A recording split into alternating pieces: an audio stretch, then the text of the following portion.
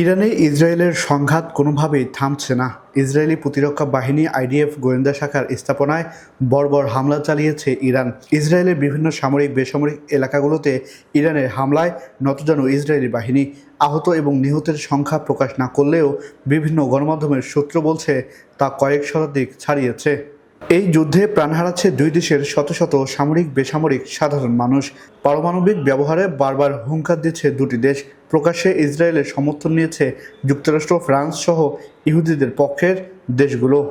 ইরানের সামরিক ঘাঁটির আশপাশের জায়গা থেকে সাধারণ মানুষকে সরে যেতে ঘোষণা দিয়েছে ডোনাল্ড ট্রাম্প। এদিকে ইরানের হামলায় ব্যাপক ক্ষতিগ্রস্ত হয়েছে ইসরায়েলের বিভিন্ন শহর, অবকাঠামো, বিমানবন্দর, সামরিক ঘাঁটি সহ বেশ কিছু স্থাপনা গুঁড়িয়ে দিয়েছে ইরান।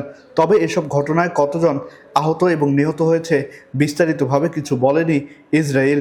বিভিন্ন গণমাধ্যমের সূত্র বলছে, কয়েকদিনে ইরানের হামলায় ইসরায়েলি প্রায় অর্ধশতাধিক সামরিক বেসামরিক নাগরিক নিহত হয়েছে, আহত হয়েছে কয়েক শতাধিক।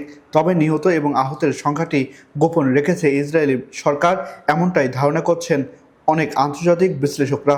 সম্প্রতি ইসরায়েলের ভেতর কোনো গণমাধ্যম কর্মীদের সঠিকভাবে কাজ করতে দিচ্ছে না ইসরায়েলি প্রশাসন। আহসান সাকিব, আকাশ জমিন, নিউজ ডেস্ক।